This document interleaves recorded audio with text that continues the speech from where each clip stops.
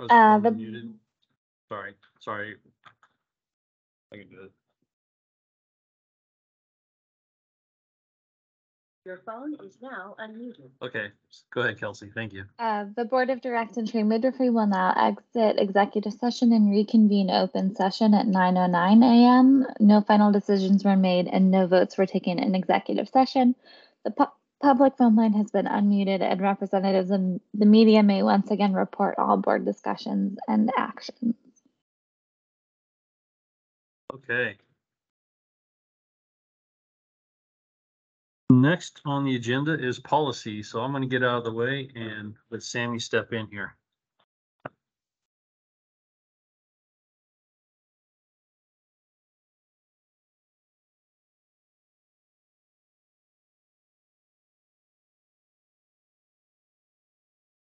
Good morning, everyone.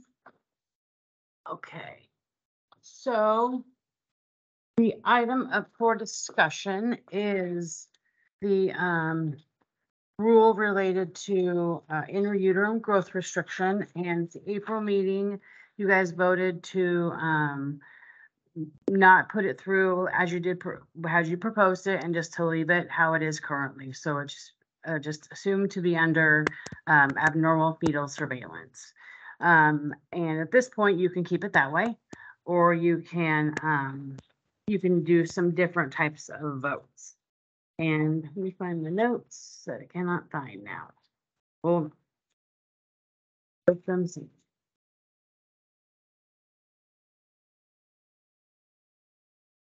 Basically, you can not change, keep it how it was. You can choose to open public comments again, and then look at all of that and vote again. And at that point, you could leave it the same. You can, as it is now, you could put it in indication to consult where you proposed it, or you could put it in as a specific line item in indication to transfer. So, and that would require a vote of the board. You could also decide to have another rack, and then extending the timeline, a rack, do a notice, public comment, hearing, that would come back to the board. And that would, if we did that, my notes are somewhere, but I think I got them in my mind. Basically, House Senate Bill 217 is slated to pass. The -5 amendments just went through yesterday, and it's pretty lengthy as far as rulemaking. I already have advanced aesthetics and aesthetics going in rulemaking, and then we need to consider legend drugs and devices. Serenity expects her part of that to be done in October. So depending on how quickly you want me to start rulemaking for that. And so what's the importance, legend drugs and devices program, or this indication to intrauterine growth restriction, and then potentially bringing on another program with dental labs. And we won't know more about that until a little later in session when Ways and Means starts meeting. So those are kind of your options. Phil, was there another option? I don't think so. Feel free to discuss and provide me some direction.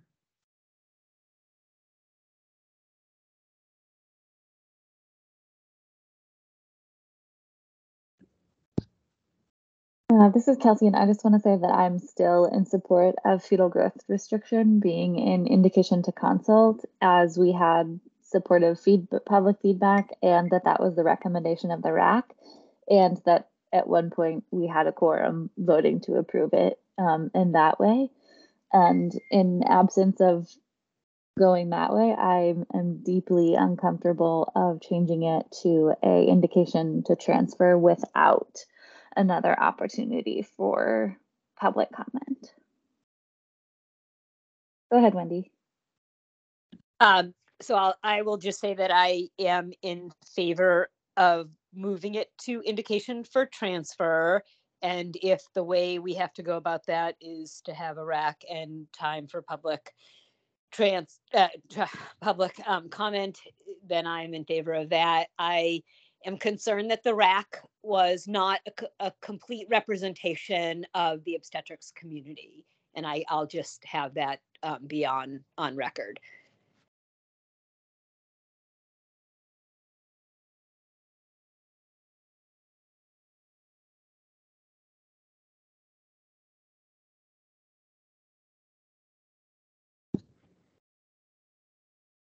This is Christine, and I am still in favor of having it be an indication for transfer.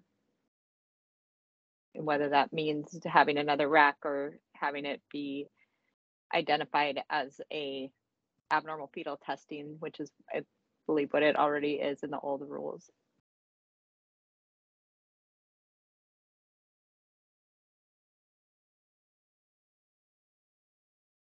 Meredith Klein, I know that you had thoughts last meeting. Do you have anything you want to say today? Yes, I had a lot of thoughts last meeting and not very efficient way of going about it, but I feel really similarly to you. Also do not think it's appropriate for us to be doing births at home for true growth restricted babies. But for all the reasons that we had talked about before and that the RAC recommended, I definitely feel more comfortable with it being in consult. So can I just make that motion and just see if we can, would now be an okay time to do that? Sure, we can vote on it. So I would like to make a motion to accept the rule as we originally drafted it, which was putting it intrauterine growth restriction in its own line item in indication to consult to make it more clear. And that's what the RAC had agreed and suggested, and that's what the public comment also supported. Is that clear? So it would be kind of moving away from what happened last month and just going back to how our draft rule was, which is indication to consult. So your motion is that we cancel out the direction from last time and that we add fetal growth restriction as its own line in indication to consult. Yes, because isn't that what our draft was? Yeah. Yes. So that's my motion. Does anyone second that motion so that we can vote on it?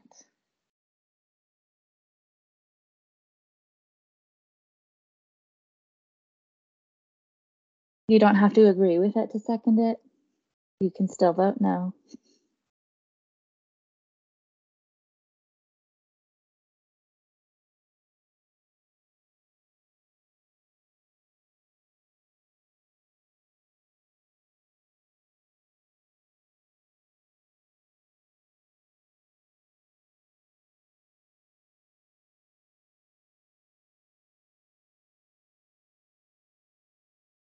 It sounds like that it's just Meredith and I in support of this. So seconding this motion would just allow us to vote on it, and probably it doesn't sound like it would actually change it. So I would love Somebody to has be able to. second. Yeah, somebody has to second for us to be able to vote. Doesn't mean you agree. And if nobody seconds it, we just stay in the holding pattern that we're in. Just that, With yeah. waiting for RAC and okay. This is Meredith Manson. I second Thanks, Meredith Mance. about it. I will call for a vote. Kelsey Fisher, aye. Meredith Klein, Aye. Wendy Smith, No. Christine Morales, No. Lynette Pettibone is not here. Meredith Mance. Am I allowed to go on record by saying that I hate this? Sure. Can I say why I'm voting? Because this feels so like a lot of pressure and just a one word doesn't feel right to me. Yeah, we can, yeah, you can discuss it however you need. Say the vote and then ask for discussion. Yeah, I think I vote aye for one reason only, if I can ask for discussion. Is now the time for that? Sorry. Yes. Yeah, you voted aye. I voted.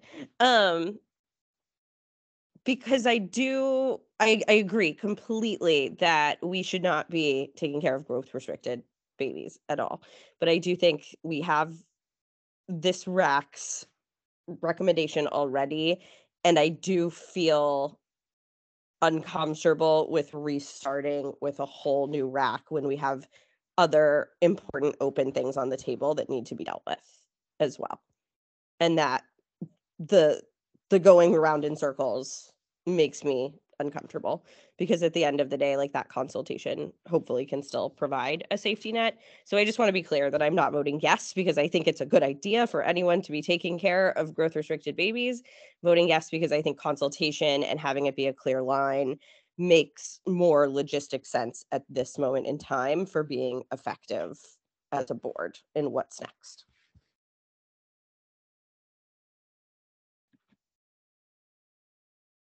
Thanks, Meredith.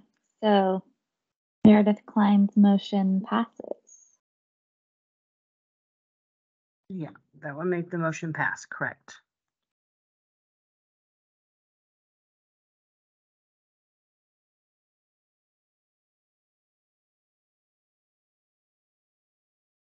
Okay.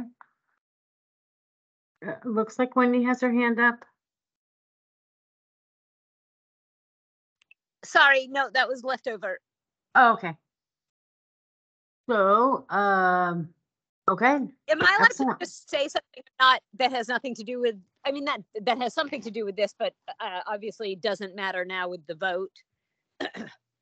Yeah, we can have further discussion about it. I mean, my discussion is that, you know, this leaves open when someone actually has true growth restriction. I mean, everybody is sort of discounting the diagnosis, which I really feel is incredibly problematic, because you are now leaving open this very true diagnosis to be incorrectly handled, just so you understand. I mean, and my job to assure public safety is that if we need to deliver a few people in the hospital that may actually not be growth restricted to save a baby that is growth restricted, and I delivered 2 last night that had horrible meconium, had horrible D cells, had to be emergently sectioned. I mean, just so you know, this is what we're leaving open for the public, because I'm sorry if we have, you know, if you don't believe your consultants or you have question,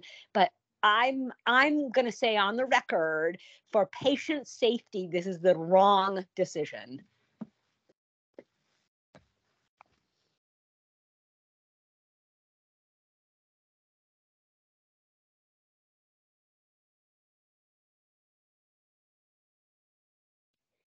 And then Wendy, I mean, I do agree in a lot of ways on a lot of that. And on the safety perspective, I think my biggest concern is going back to RAC and starting over with resources. And at least with consultation, we can ideally be consulting with providers that can rein this in, is what I'm hoping. But I mean, I agree. If we had ideal providers, if we had ideal providers, I would not be on this board. Okay, just so you know. I mean, but I see the non-ideal providers and the very real issues that come up.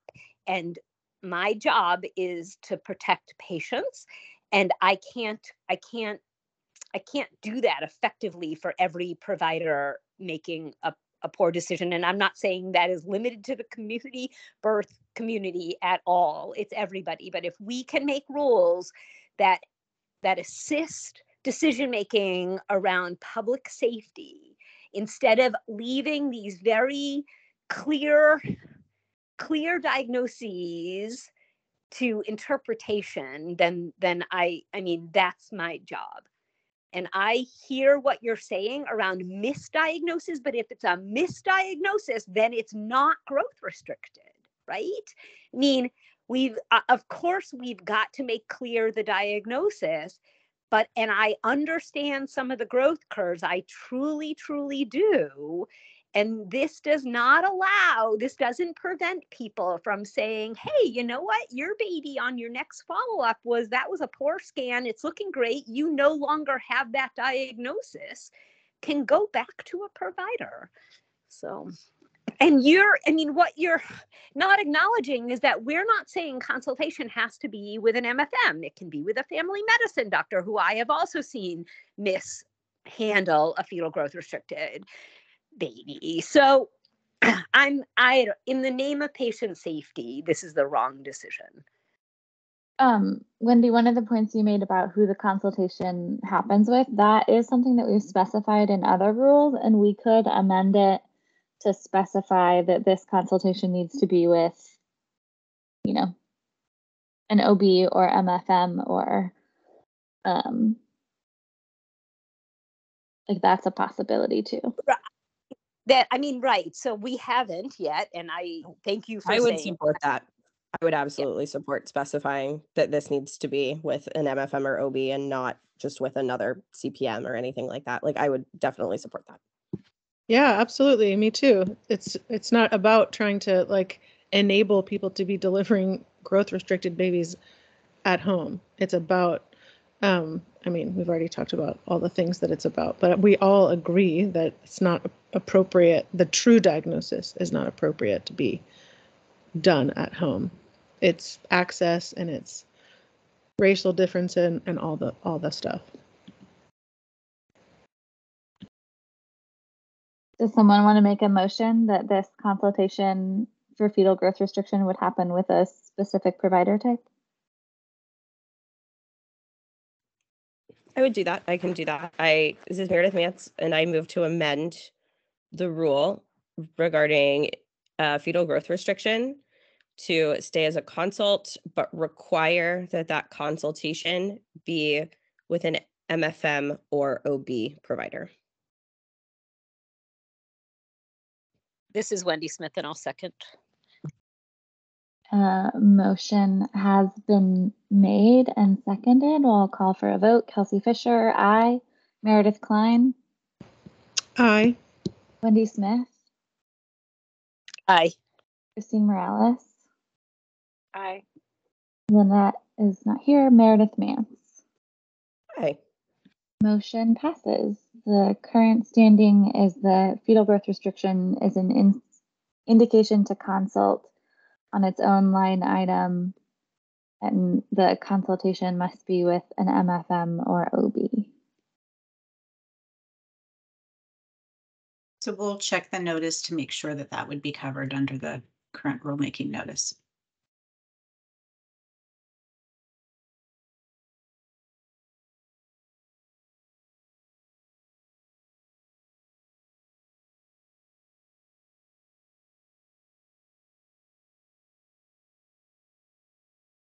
Is there any further discussion on fetal growth restriction that we want to have?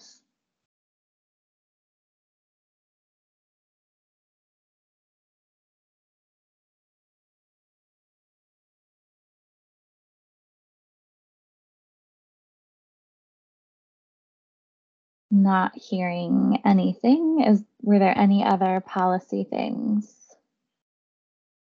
Just that I will be sending out a communication piece that will have the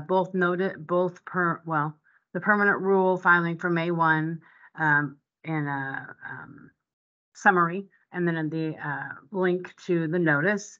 It'll have the course that OMC is providing on May 16th for TXA, which that's kind of late to get it out there, but they actually are going to have it on video, so you can go back. I have to find out if you have to pay a fee to watch the video, so it's still going to be helpful information, and it should have the TXA FAQ as well, so that should go out by Monday. That was that. Thanks, Sammy. I don't know if Sarinthia is on. Oh, there she is. Sarinthia's turn.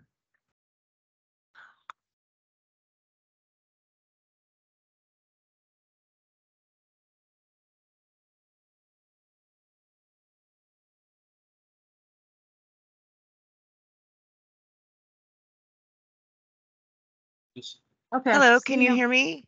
Oh, there she is. Was having technical difficulties. My apologies. Yeah, we can hear you. All right, so I am giving you an update in regards to the Legend Drugs and Devices Qualification Committee. We had a meeting on April 27th we're working on the written examination. The standardized competencies and the skills examination are done. We got through most of the question areas that we will be assigning for the written examination.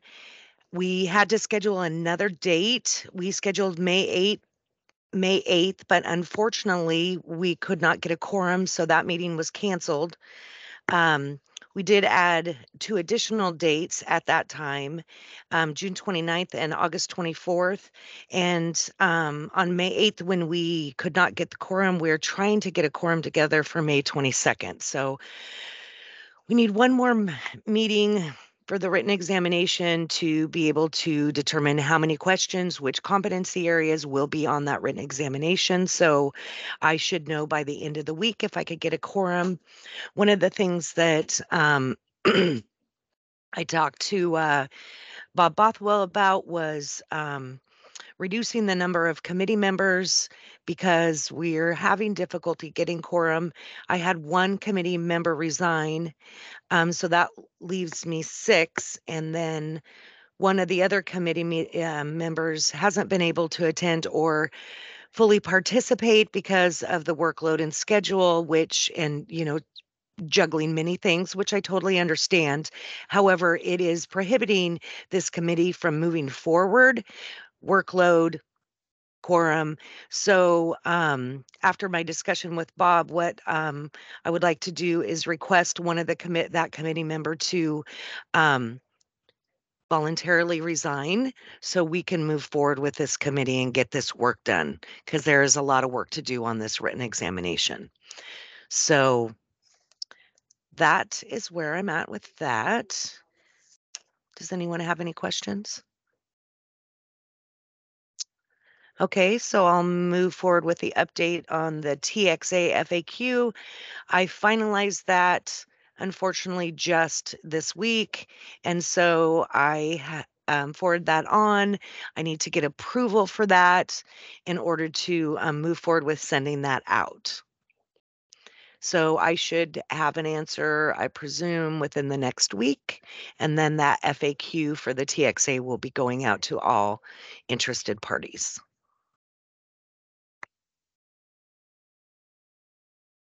And that's all I have with that. Does anyone have any questions?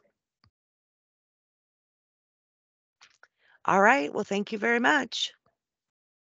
See you soon. Thank you, Cynthia. Bye-bye.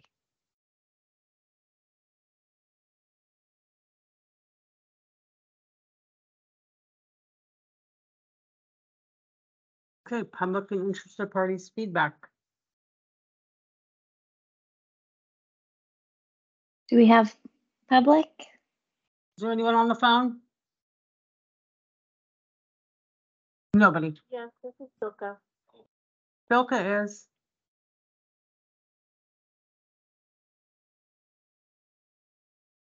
Go ahead, you just- Silka.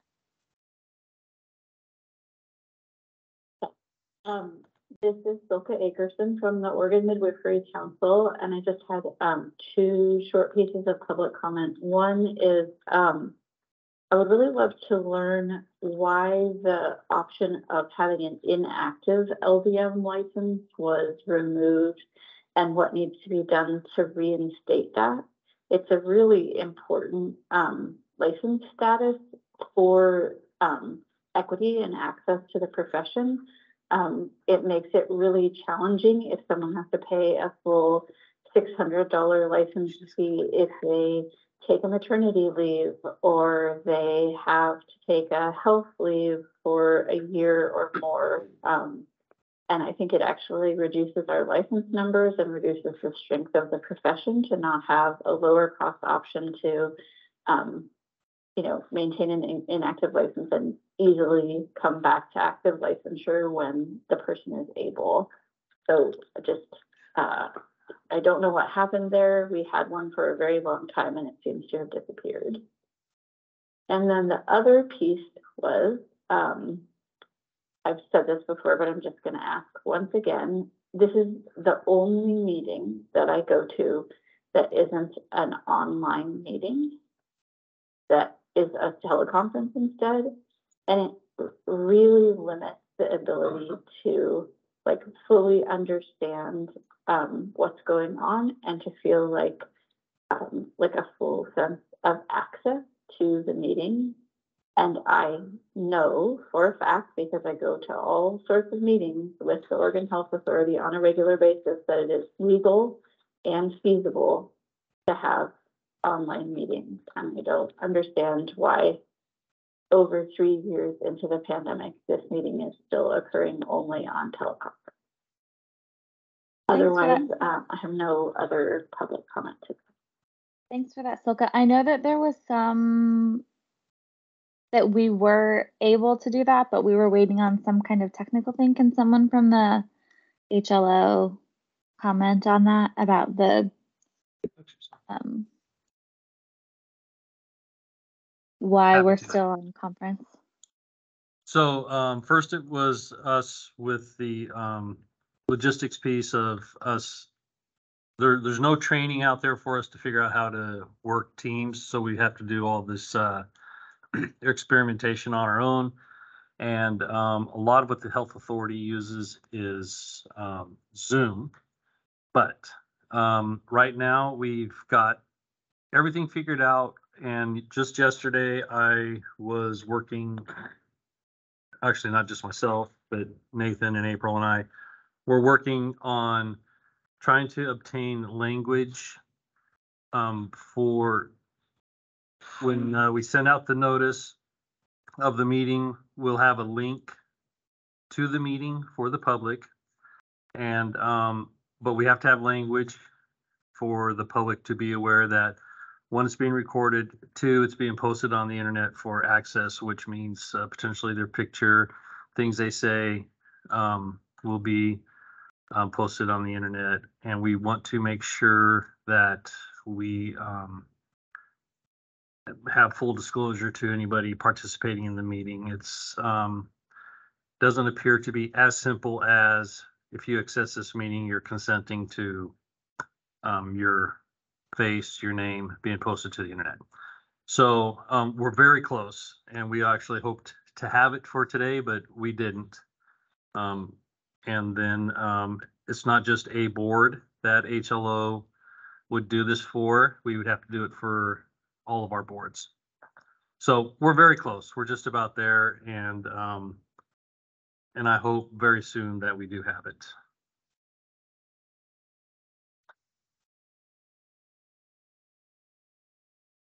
Thanks for the update, Bob. My pleasure. Thank you for your understanding and your patience. I know it's been a while, and I know my staff are working on it tirelessly as they can with the other things that we have to do here. But I remind them every opportunity I get that we need to be there, and I'm sure they're tired of me emailing them and going to their desk when they're in the office and asking them. Silka, thank you very much. Did 7 get number 7 in here appropriately? Deliberate on contested case. Yes. Okay. It's executive session. No. No, contested cases will return off the record for the record. Okay. To deliberate on cases that are already aspirated in the process. That's right. We do have those, huh? Yeah. Okay. So we're on number 7, chair, members of the board, deliberation on contested case. So we'll be leaving the public meeting. Do you have that script in front of you? Yes, I do. The Board of Direct Entry Midwifery will now leave the public meeting pursuant to ORS 192.6901 to deliberate on a contested case at 9:38 a.m. The deliberation will not be recorded and no final decisions will be made. Okay. Give us a second here.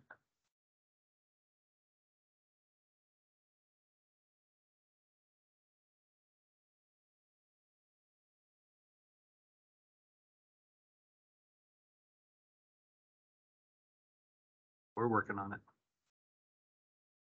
Did you read the contested case deliberation one? She did. Does no recordings be done? Yes.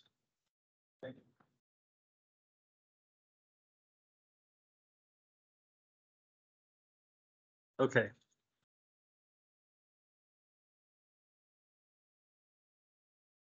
Get that down. Okay, all thumbs this morning, but we're ready to go.